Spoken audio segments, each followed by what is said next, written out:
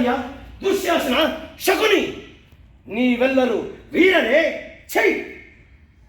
ಒಬ್ಬ ಅಲ್ಲಿ ನೆಕ್ಸ್ಟ್ ಇದು ಛೈ!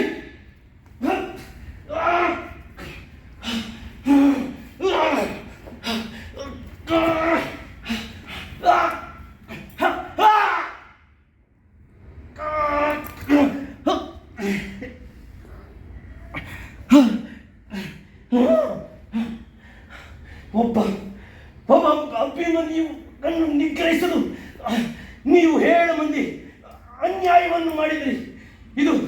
ಇದು ಮಹಾಭಾರತದ ಕರಾಳ ಅಧ್ಯಾಯ. ಧಿಕ್ಕಾರ!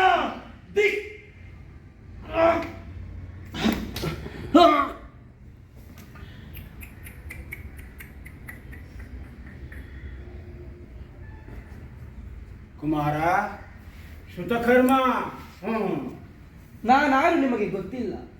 ನನ್ನ ಹೆಸರು ನಿಮಗೆ ತಿಳಿದಿಲ್ಲ. ತಿಳಿದುಕೊಳ್ಳುವ ಅಗತ್ಯವೂ ನಿಮಗೆ ಇಲ್ಲ.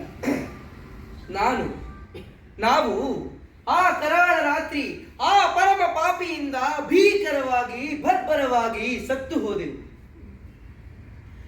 ನಾನು ಪಾರ್ಥ ಪಾಂಚಾಲಿಯ ಪುಣ್ಯ ಪ್ರಾಪ್ತಿ. ಹೆಸರು ಶ್ರುತಕರ್ಣ. ಇಲ್ಲ ಹೇಳಿ. ಹೆಸರು ಶ್ರುತಕರ್ಣ. ಯಾಕಂದ್ರೆ ಈ ಪಾತ್ರ ತುಂಬಾ ಜನ ಗೊತ್ತಿಲ್ಲ. ಎಲ್ರಿಗೂ ಆಡಿಯನ್ಸ್ ಜಾಸ್ತಿ ಹೇಳು. ಹೆಸರು ಶ್ರುತಕರ್ಣ. ಒಂದೇ ತಾಯಿಯ ಗರ್ಭದಲ್ಲಿ ಬೇರೆ ಬೇರೆ ಅಕುಲ್ ಬಾಲಾಜಿ ತರ ಹಿಂದೆ ಮುಂದೆ ಮಾಡಬಾರ್ದು. ಒಂದೇ ತಾಯಿಯ ಗರ್ಭದಲ್ಲಿ ಬೇರೆ ಬೇರೆ ತಂದೆಯಿಂದ ಹುಟ್ಟಿದ ನಾವು ವೈವರು. ನಮ್ಮದು ವಿಶಿಷ್ಟ ಜನ್ಮ.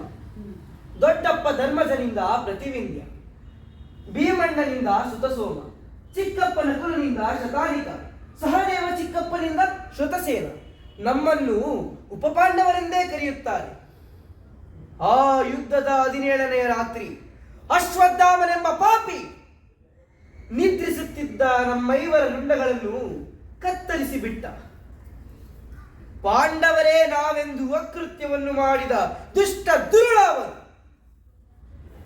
ಪಾಂಡವರು ಹಾಗೆ ಅಂಗರಕ್ಷಕರ ಕಾವಲಿಲ್ಲದೆ ಬಿಡಾರದಲ್ಲಿ ಮೈಮರೆತು ನಿದ್ರಿಸುವ ಮೂರ್ಖರೇನು? ಪಾಪಿ ದುರ್ಯೋಧನನು ಇನ್ನೂ ಉಳಿದಿರುವಾಗ ಹೀಗೆ ನೆಮ್ಮದಿಯಾಗಿ ನಿದ್ರಿಸಲು ಸಾಧ್ಯವೇನು? ಹೀಗೆ ನೆಮ್ಮದಿಯಾಗಿ ನಿದ್ರಿಸಲು ಸಾಧ್ಯವೇನು?